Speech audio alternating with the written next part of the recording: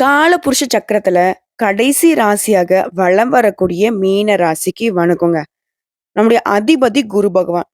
இவருடைய கடைக்கண் பார்வை இருந்தா கூட போதும் ஒருத்தவங்களுடைய வாழ்க்கை சிறப்பா இருக்கும். இவருடைய பார்வை எதுக்கானதுன்னா, குறிப்பா தனவிருத்திக்கு, புத்திர பாக்கியத்துக்கு இல்லையா? ஆனா, இவருடைய பார்வை அப்படிங்கிறது இதோட மட்டும் நிக்காது. குறிப்பிட்டு இந்த 2 விஷயத்துக்காகவும், இவருடைய பார்வை இருந்தா ஒட்டுமொத்தமா ஒருத்தருடைய வாழ்க்கையில இருக்கக்கூடிய அனைத்து பிரச்சனைகளுக்குமே நல்ல காலம் பொறக்கும். ஸோ இவர அதிபதியா வச்சிருக்கக்கூடிய மீன ராசிக்கு அப்ப எப்பவுமே அதிர்ஷ்டசாலிங்களா? அப்படின்னு கேட்டா, அதுதான் இல்ல. இந்த கொத்தனார் இருக்காங்க இல்லையா? எல்லாருக்கும் வீட அழகழகா பார்த்து பார்த்து கட்டி குடுத்துட்டு இருப்பாங்க. ஆனா இவங்களுடைய வீடு போய் பார்த்தோம்னா, குடிசை வீடாவும், மழை பெஞ்சா ஒழுகுற மாதிரியும் இருக்கும். ஓட்ட வீடுன்னு சொல்லலாம். அதாவது நம்முடைய உழைப்புங்கிறது நமக்கு பயன்படாம மத்தவங்களுக்கு பயன்படும். நம்மளால மத்தவங்க நல்லா இருப்பாங்க. ஆனா நமக்கு பயன் இல்லன்னு சொல்லுவாங்க இல்லையா? அந்த மாதிரி மீன ராசிக்காரர்களுக்கு குரு பகவான் அதிபதியாக இருந்தாலும், மீனத்திற்கு பெருசா எந்த ஒரு இடத்துலயுமே உதவிகள் கிடைச்சதில்ல. ஸோ மீன ராசி அப்படின்னாவே அப்போ கஷ்டத்திலேயே இருப்பாங்களான்னு கேட்டாக்கா அதுவும் இல்ல. ஏற்றம் இறக்கமான வாழ்க்கை தான். அந்த ஏற்றம் இறக்கமான வாழ்க்கைய கூட மீன ராசி எப்பவுமே வந்து பார்த்தோன்னாக்கா ஒரே மாதிரி தான் பார்ப்பாங்க. எவ்வளோ உயரத்துல இருந்தாலும் யாரையுமே துச்சமா நினைக்க மாட்டீங்க.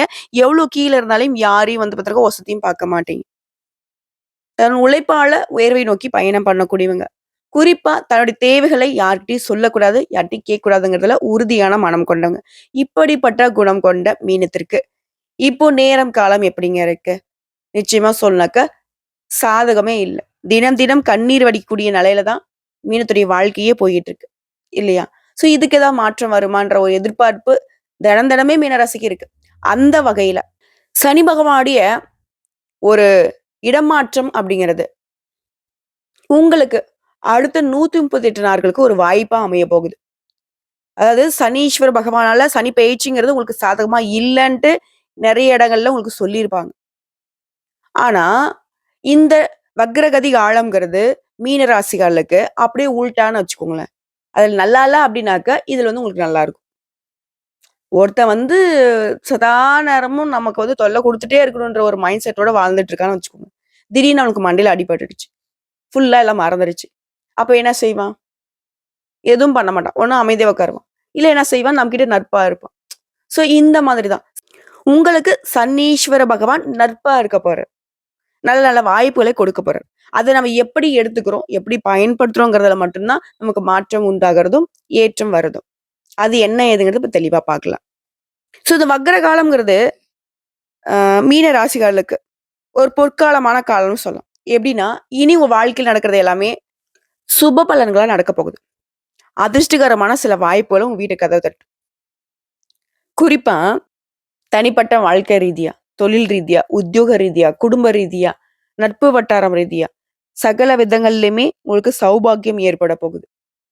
இதெல்லாம் பிரச்சனைமா, குடும்பத்துல பிரச்சனை, ஃப்ரெண்ட்ஸ்ல பிரச்சனை, சொத்து பிரச்சனை, அது இதுன்னு எத சொன்னாலும் சரி. அதுல உங்களுக்கு சாதகமான ஏதாவது ஒரு வழி பிறக்கும்.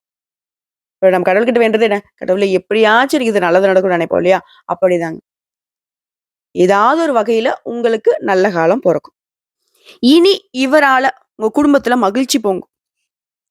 பணவரவுங்கிறது தாராளமா இருக்கும். சந்தோஷம் அடைய போறீங்க. நம்பிக்கையோட உங்க வேலையில ஈடுபட போறீங்க. எல்லாத்துக்கும் மேல ஃப்ரெண்ட்ஸ்க்கும் சரி, சொந்தக்காரங்களும் சரி, அவங்களுக்கு தேவையான உதவிகளை செய்யக்கூடிய அளவுக்கு உங்களுடைய நிலையில உயர்வு இருக்கும். மன நிறைவை அடைய போறீங்க.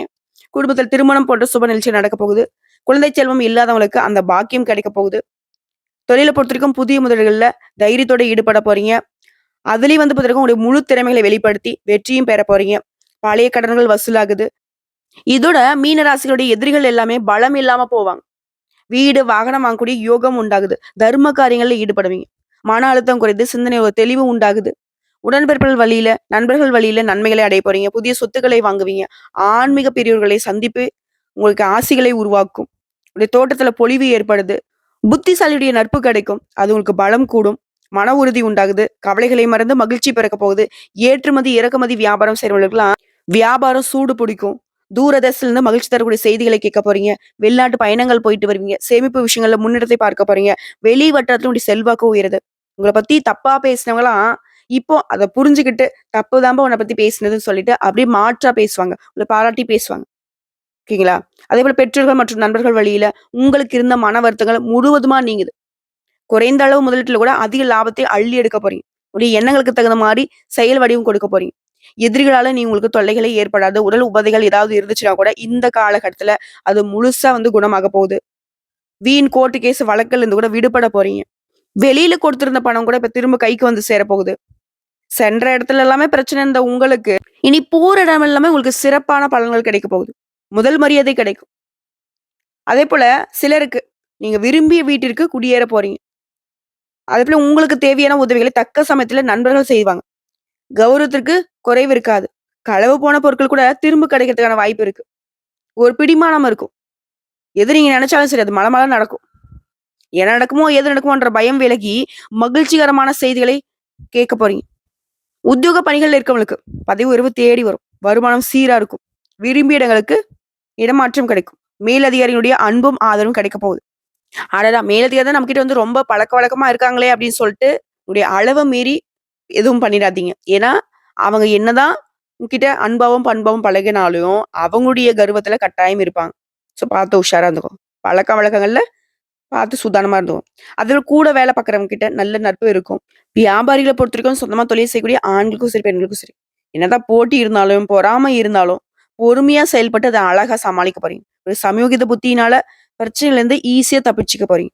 புதிய கஸ்டமர்ஸ தேடி பிடிப்பீங்க. புதிய சந்தை நிலவங்களை நாடி போவீங்க.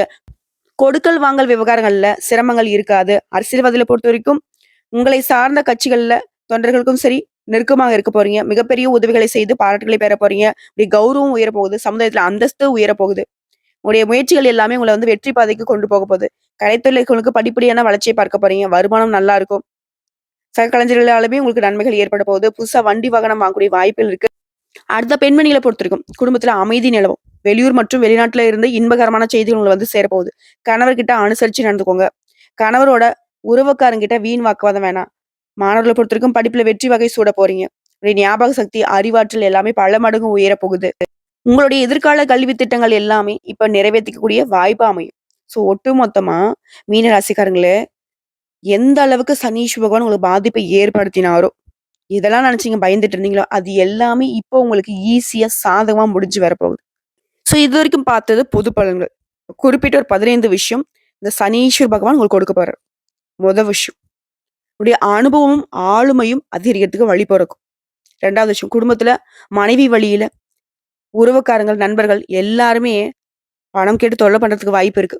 ஸோ வரக்கூடிய பணத்த சேமிக்க பாருங்க. உங்ககிட்ட இருக்கக்கூடிய பணத்த மறைத்து வைக்கிறது சிறப்பு. அதேபோல உடன்பிறப்புகள்ல விட்டு குடுத்து போறது நல்லது. பிள்ளைகள் கிட்ட வாக்குவாதம் வேணாம். உறவுக்காரங்கிட்ட நிதானமா நடந்துக்கோங்க. பிள்ளை பாக்கியத்துக்காக இயங்கியவர்களுக்கு உங்களுடைய கனவுகள் நனவாக போகுது. 3வது விஷயம், உடல் ஆரோக்கியம். கொஞ்சம் மேம்பாடு இருக்கு. இருந்தாலும் நீங்க எப்பவுமே உடல் ஆரோக்கியத்துல கவனம் வச்சுக்கணும். முட்டிக்கு கீழ, கால்ல பிரச்சனை வரதுக்கு வாய்ப்பு இருக்கு. அதேபோல பல் சம்மந்தப்பட்ட விஷயத்துல கவனமா இருந்துக்கோங்க. 4வது விஷயம், திருமணம் போன்ற சுபகாரியங்கள் இருந்த தடைகள் விலகுது. வீடு, வாகனம், நகை வாங்கக்கூடிய யோகம் இருக்கு. புதிய முதலீடுகள் செய்யலாம். திடீர் பயணங்களால வீண் அலைச்சலும், டென்ஷனும் ஏற்படும். ஒரு சிலருக்கு அயல்நாட்டுக்கு போறதுக்கான வாய்ப்பு இருக்கு. விசா கிடைக்கும். அடுத்தது 5வது விஷயம், வங்கி கடன் உதவியால வீடு கட்டக்கூடிய பணியை பூர்த்தி செய்ய போறீங்க. சொத்து பிரச்சனையிலிருந்து அவசரம் வேணாம். அவங்களுடைய வக்கீல கேட்டு அதுக்கு தகுந்த மாரி முடிவெடுங்க. விஐபியுடைய நட்பு கிடைக்கும். அதன் காரணமா சில காரியங்களை சாதிச்சுக்க போறீங்க. 6வது விஷயம், பெண்கள பொறுத்தவரைக்கும் மன அழுத்தம் உருவாகும். நெறைய புண்ணிய தலங்களுக்கு போயிட்டு வருவீங்க. இதன் காரணமா உங்களுடைய நிலையில மாற்றம் வரும். ஆன்மீக பெரியவங்களுடைய சந்திப்பு இருக்கும். பழனி, திருப்பதி, பத்ரி, கேதார்நாத் இந்த மாதிரி மலைத்தலங்களுக்கு போயிட்டு வரதுக்கான வாய்ப்பு இருக்கு. 7வது விஷயம், படிப்புல கவனத்த சிதற விடாதீங்க. போட்டி விளையாட்டுகள்ல பதக்கம், பாராட்டுகள் கிடைக்கும். புதன்கிழமைகள்ல பெருமாளுக்கு, கருடனுக்கு விளக்கேற்றி வழிபாடு செய்வதனால நன்மைகள் உண்டு. அதேபோல வியாழக்கிழமைகள்ல குரு பகவானை வழிபாடு செய்ய மேன்மை உண்டாகுது. 8வது விஷயம், கௌரவ பதவிகள் தேடி வரும். விலை உயர்ந்த ஆபரணங்களை வாங்குவீங்க. சவால்கள்ல வெற்றி பெறுவீங்க. 9வது விஷயம், மனைவிக்கு கால் வலி, கழுத்து வலி இதெல்லாம் போகும். அதுபோல கணவருக்கும் தான். அதேபோல வீட்ல ஏதாவது சின்ன சின்ன பிரச்சனைகள் ஏற்படுங்க. அத பெருசுபடுத்தாதீங்க. அப்படியே விட்டுருங்க. அதுவே சரியாயிடும். அது 10வது விஷயம், உங்களுக்கு உத்தியோகத்துல மதிப்பு மரியாதை கூடுது. சமுதாயத்திலயும் தான். சிலர் சுய தொழில் தொடங்குறதுக்கு வாய்ப்பு இருக்கு. புதிய வாய்ப்புகளும் கிடைக்கும். 11வது விஷயம், உடல் ஆரோக்கியத்துல தோல் மற்றும் பல் சம்மந்தப்பட்ட பிரச்சனைகள் வர்றதுக்கு வாய்ப்பு இருக்குங்க.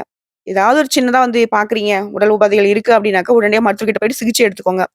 12வது விஷயம், பண விஷயத்துல ஏமாறதுக்கு வாய்ப்பு இருக்கு. உங்களுடைய உடைமைகள் பத்திரமா பாத்துக்கோங்க. 13வது விஷயம், நிலம் தொடர்பான பிரச்சனைகள் வரும். தூக்கம் இல்லாம ஒரு பய உணர்வு ஏற்படும். ஆனா அது வந்து நிரந்தரமா இருக்காது. விலகி போகும். 14வது வியாபாரிகள பொறுத்தவரைக்கும் தடாலடியா சில மாற்றங்களை செய்வீங்க. பெரிய முதலீடு செய்து மாட்டிக்காதீங்க. சந்தை நிலவரத்த தெரிஞ்சுக்கிட்டு அதுக்கு தகுந்த மாரி செயல்படுங்க. நல்லது. அதேபோல வாடிக்கையாளர்கிட்ட கனிவா நடந்துக்கோங்க. எதிர்ப்பையும் தாண்டி லாபம் உயரும். வியாபாரத்துல கொடுக்கல் வாங்கல்ல கவனமா இருந்துக்கோங்க. 15வது விஷயம். உங்க வேலையில சுமை அதிகமாகும். ஆனா இதுவரைக்கும் இருந்து வந்த தொல்லைகள் எல்லாமே மறையுது. பழைய அதிகாரிகள் வேற இடத்துக்கு மாறிட்டு போயிருவாங்க. அந்த இடத்துக்கு வரக்கூடிய புதிய அதிகாரியால உற்சாகத்தை அடைவீங்க. அவங்க உங்களுக்கு ஆதரவா செயல்படுவாங்க. பதவி உயர்வு, சம்பள உயர்வுக்கு வாய்ப்பு இருக்கு. ஸோ இப்போ வரைக்கும் பார்த்தது பொது பலன்கள். அதை தாண்டி ஒரு 15 விஷயங்கள் வந்துட்டு சனீஸ்வர பகவான் உங்களுக்கு கொடுக்கக்கூடிய வாய்ப்புகள பார்த்துருக்கோம். ஸோ இதுவரைக்குமே நமக்கு தெரிஞ்ச விஷயம் என்னன்னா, பரவால்லடா, இதுவரைக்கும் பட்ட கஷ்டங்களுக்கு ஒரு மாற்றம் வருதுன்னு உணர்ந்திருக்கும். இப்ப தனிப்பட்ட முறையில நட்சத்திரங்களுக்கு எந்த மாதிரியான பலன்கள் கிடைக்கும்? பூரட்டாதி நட்சத்திரம் 4ஆம் பாதம், உத்திரட்டாதி, ரேவதி. இதுல முதல்ல இருக்கக்கூடிய பூரட்டாதி. வரவு அதிகமாகும். அதாவது இவரால இந்த வக்கர காலத்துல சங்கடங்கள்ல இருந்து விடுதலை கிடைக்குது. எதிர்பார்த்த நன்மைகள் நீங்க அடைய போறீங்க. முயற்சிகள் எல்லாமே வெற்றி பெறும். வருமானத்துல தடைகள் விலகுது. குடும்பத்துல அமைதியான நிலை ஏற்படும். உறவுக்காரங்கிட்ட அனுசரிச்சு நடந்துக்கோங்க. தொழில் வியாபாரத்துல ஆதாயம் உண்டாகுது. இதோட முயற்சிகள்ல இருந்த இழுபறி, வருமானத்துல தடை எல்லாமே விலகுது. உங்களுடைய நிலைமை அப்படிங்கிறது சீராக போகுது. குடும்பத்துல சுப நிகழ்ச்சிகள் நடக்க போகுது. வருமானம் உயரும், பொன் பொருள் சேரும், எதிர்பார்ப்பு நிறைவேறுது. ஒட்டுமொத்தமா உங்களுக்கு வர வேண்டிய பணம் கைக்கு வரும். குடும்பத்தில் இருக்கக்கூடிய சின்ன சின்ன பிரச்சனைகள் இப்ப சரியாக போகுது.